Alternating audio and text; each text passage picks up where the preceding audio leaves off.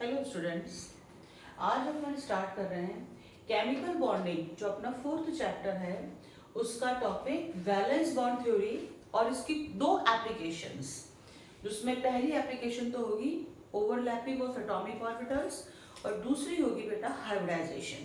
तो ये टॉपिक बहुत ज़्यादा इंपॉर्टेंट है और इस टॉपिक में बेसिक कॉन्सेप्ट्स आपके फॉर्मेशन ऑफ कोवैलेंट बॉन्ड से रिलेटेड बहुत अच्छे से क्लियर होते हैं। तो आप अपनी नोटबुक लेके बैठ जाइए और साथ के साथ नोट्स बनाते जाइए। Okay, valence bond theory. पहली बात क्या है बेटा, ये वैलेंस बॉन्ड थ्योरी ये एक्सप्लेन करती है, it explains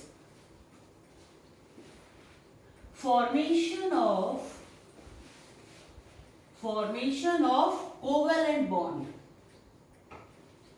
Okay, it explains formation of covalent bond। पहली बात। दूसरी बात, भाई जब अपन बात करते हैं कोवेलेंट बॉन्ड की तो क्या कहते हैं कि शेयरिंग होती है बेटा, म्यूचुअल शेयरिंग होती है इलेक्ट्रॉन्स की। तो म्यूचुअल शेयरिंग इलेक्ट्रॉन्स की होगी कैसे, जैसे ये एक मैंने एटम लिया, ये पॉजिटिव न्यूक्लियस हो गया और ये इलेक्ट्रॉन हो गया। इसी तरह से दूसरा एक एटम है तो ये पॉजिटिव और ये उसका इलेक्ट्रॉन हो गया। मान के चलिए हाइड्रोजन और हाइड्रोजन है तो साइज भी सेम बना दूं मैं इसका लगभग, तो ये हो गया। अब जब इनकी शेयरिंग होगी बेटा, ना तो ये इलेक्ट्रॉन जा रहा है ना ये इलेक्ट्रॉन कहीं जा रहा है, इनकी शेयरिंग हो रही है। तो शेयरिंग के लिए क्या होगा, 100% इन इलेक्ट्रॉन्स की इस तरह से सिचुएशन होगी, यानी कि ये वाला जो पार्ट है ये ओवरलैपिंग वाला पार्ट है। बताइए समझ में, भाई इलेक्ट्रॉन कहाँ है, ऑर्बिटल में है बेटा। ये इलेक्ट्रॉन मैंने ऐसे लिखा है मगर है तो ऑर्बिटल में। अपन एटॉमिक स्ट्रक्चर में इसको पढ़ चुके हैं।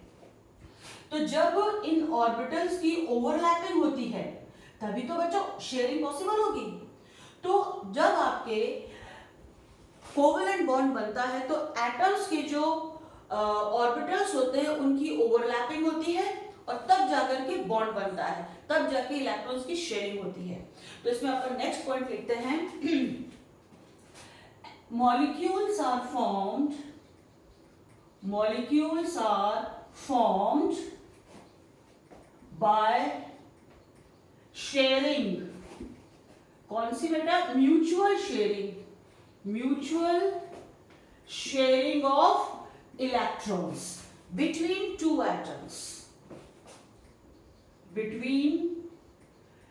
atoms। ओके, अब बात आ गई कि भाई शेयरिंग कैसे हुई। Sharing is done by the overlapping of atomic orbitals. Sharing is carried out by the overlapping of atomic orbitals।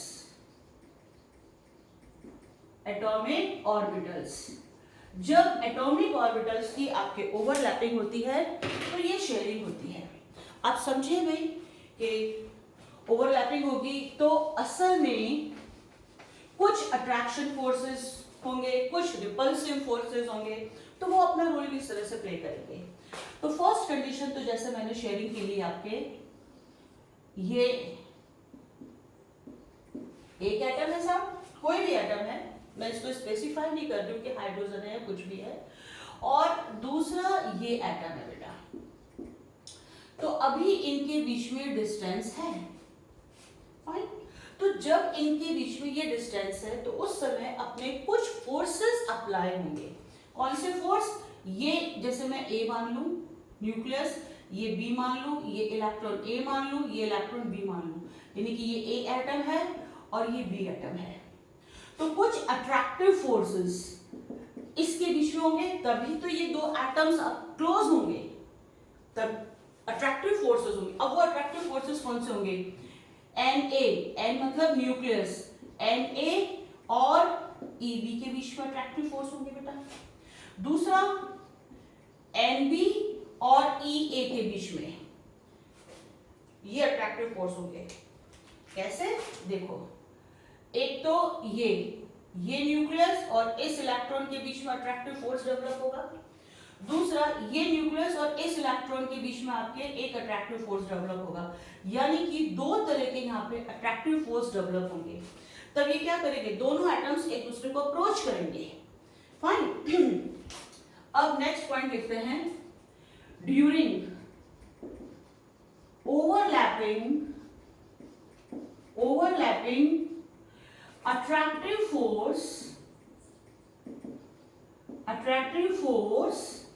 and repulsive force play an important role।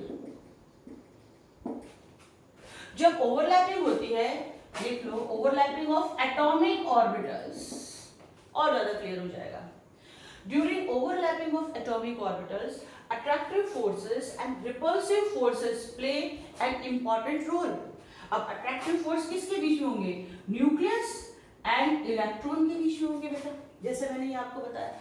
Repulsive force किसके बीच में होंगे, दो न्यूक्लियस जैसे Na और Nb के बीच में होंगे, और Ea और Eb के बीच में होंगे, सेम चार्जेस के बीच में आपके रिपल्सिव फोर्सेस होंगे।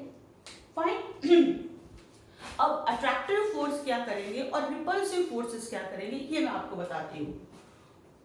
रोल ऑफ अट्रैक्टिव फोर्स, ये क्या करेगा, एक तो एनर्जी डिक्रीज करेगा। जब भी अट्रैक्शन फोर्स आपके काम करते हैं, एनर्जी को डिक्रीज करते हैं और स्टेबिलिटी को इंक्रीज करते हैं। तो अपन एक बार एक तरीके से इसको पॉजिटिव फोर्स मान के चलते हैं। Now next, role of repulsive force. ये क्या बेटा, जब रिपल्शन होगा, रिपल्शन तो एनर्जी को इंक्रीज करेगा, ओके, और स्टेबिलिटी को हमेशा डिक्रीज करेगा। तो रिपल्सिव फोर्सेस क्या करते हैं, एनर्जी को इंक्रीज करते हैं एंड स्टेबिलिटी को डिक्रीज करते हैं। तो जब भी आप मान के चलो अट्रैक्शन फोर्स की वैल्यू रिपल्सिव फोर्सेस से ज्यादा होगी, बॉन्ड फॉर्मेशन वाला स्टेप होगा, मॉलिक्यूल बनना शुरू होगा। मगर अगर रिपल्सिव फोर्सेस ज्यादा हो जाएंगे अट्रैक्शन फोर्सेस से, तो वो मॉलिक्यूल का डिसोसिएशन शुरू हो जाएगा, मॉलिक्यूल टूटना शुरू हो जाएगा। ओके, इस चीज को मैं किसी और बात से भी लूं कि अगर आपका मॉलिक्यूल बन रहा है या बन गया है, तो उसकी एनर्जी की वैल्यू मिनिमम हो जाती है जब मॉलिक्यूल बन जाता है। जब मॉलिक्यूल टूटने लगता है या टूट जाता है, तो उसकी एनर्जी की वैल्यू मैक्सिमम हो जाती है। ओके, तो ये कुछ पॉइंट्स हैं आपके related to valence bond theory, इसको उतार लीजिए अच्छे से। फिर एक ग्राफ है जो अपने को प्लॉट करना है, उतार लीजिए इसको या इसका स्क्रीनशॉट ले लीजिए, ठीक है। अब अपन एक ग्राफ प्लॉट करते हैं साहब, एक ग्राफ प्लॉट करते हैं बिटवीन, इस साइड में लेते हैं inter nuclear distance, along x axis लेते हैं अपन इंटर न्यूक्लियर डिस्टेंस, और अलोंग वाई एक्सिस लेते हैं बेटा अपन एनर्जी। आप इसे पोटेंशियल एनर्जी भी कह सकते हो।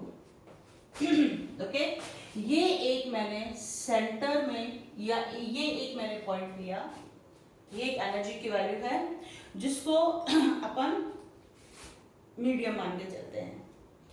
अब देखिए साहब, कंडीशन क्या है अपनी, कंडीशन है अपनी कि अपने जो एटम्स हैं वो इस तरह से दूरी पर है। तो ये तो पॉजिटिव, ये इलेक्ट्रॉन, ये इलेक्ट्रॉन। अभी इनके बीच में बेटा इतना डिस्टेंस है। तो जब डिस्टेंसेस होते हैं तब अट्रैक्शन फोर्स पावर में होते हैं। तो एक पॉइंट और लिख लें, अट्रैक्शन फोर्सेस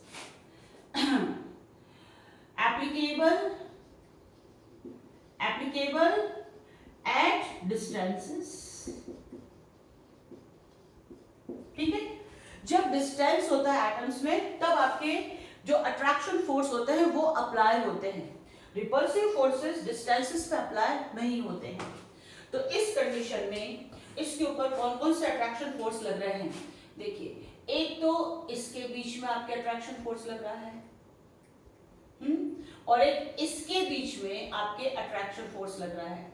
यानी कि अट्रैक्शन फोर्स किसके बीच में लग रहा है? NA and EB, NB and EA, इनके बीच में आपके अट्रैक्शन फोर्स लग रहा है। तो मान के चलिए एनर्जी की वैल्यू कितनी है?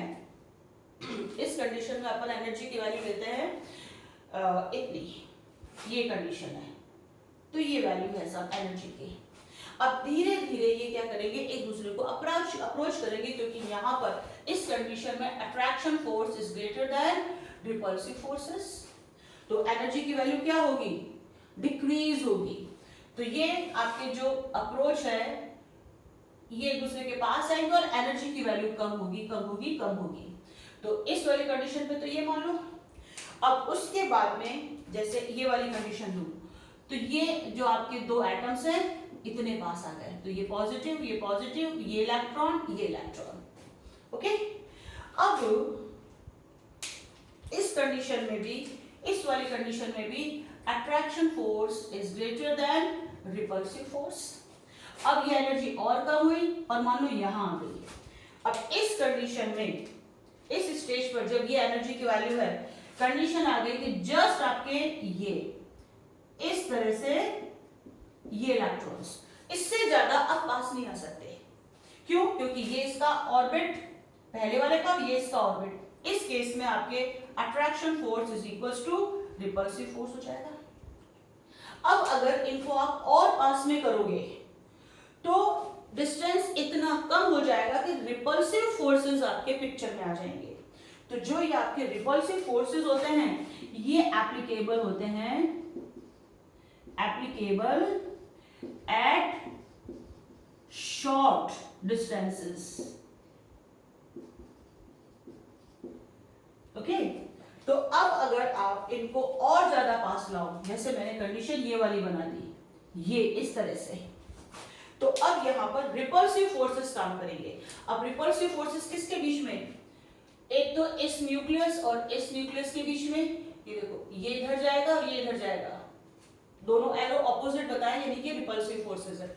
इसी तरह से इस इलेक्ट्रॉन और इस इलेक्ट्रॉन के बीच में ये रिपल्सिव फोर्सेस काम करेंगे, और इस कंडीशन में आपके अट्रैक्शन फोर्स लेस हो जाएगा रिपल्सिव फोर्सेस से।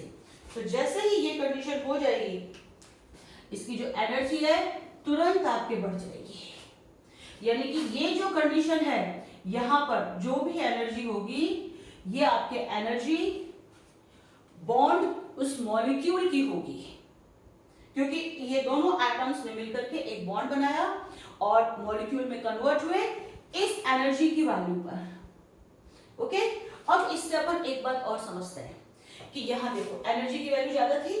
अगर मैं यहां पे तुम्हें एनर्जी की वैल्यू बताऊं इस वाले पे, तो मान के चलो इसमें एनर्जी E1 है, इसमें एनर्जी E2 है, इसमें जब बॉन्ड बन गया तो एनर्जी E3 है। फाइन, तो एनर्जी का ऑर्डर क्या चल रहा है? E1 is greater than E2 is greater than E3। तो E3 क्या है? मिनिमम है। तो क्या मैं कहूं, जब बॉन्ड बनता है तो एनर्जी रिलीज होती है। जब बॉन्ड बनता है मॉलिक्यूल्स बनाने के लिए एटम्स के बीच में, तो एनर्जी रिलीज हो रही है। देखो एनर्जी कम हो रही है ना, तो रिलीज हो रही है। तो एक वर्ड आया था बॉन्ड एंथैल्पी। क्या वर्ड था? अब ये तो वैलेंस बॉन्ड थ्योरी हो गई, मगर ये जब ग्राफ प्लॉटेड है तो इस समय दो चीजें आपको और एक्सप्लेन कर देती हूँ अच्छे तरीके से। एक अपने वर्ड आया था बॉन्ड एंथैल्पी या बॉन्ड एनर्जी। फाइन, सो क्या है ये? The amount of energy released during the formation of bond. अब कितने मॉलिक्यूल्स का? 1 मोल, तो किलोजूल पर मोल इसकी यूनिट हो जाती है। So the amount of energy release during the formation of 1 mole of bonds. Fine, अब क्या करें, इसको अगर मैं उल्टा लूं, इसको अगर मैं उल्टा लूं, यहां तो बॉन्ड बन गया, अब मुझे बॉन्ड तोड़ना है, तो बॉन्ड तोड़ो तो क्या करूं? Amount of energy supplied to break the bonds of one mole of substance. तो वो अपनी एनर्जी क्या कहलाती है? बॉन्ड डिसोसिएशन एंथैल्पी कहलाती है. बॉन्ड डिसोसिएशन एंथैल्पी कहलाती है. तो इस ग्राफ की हेल्प से मैंने आपको बॉन्ड एनर्जी और बॉन्ड डिसोसिएशन एंथैल्पी भी समझा दी है. तो बस इसको उतार लीजिए. ये है आपका वैलेंस बॉन्ड थ्योरी, या फिर इसका स्क्रीनशॉट ले लीजिए.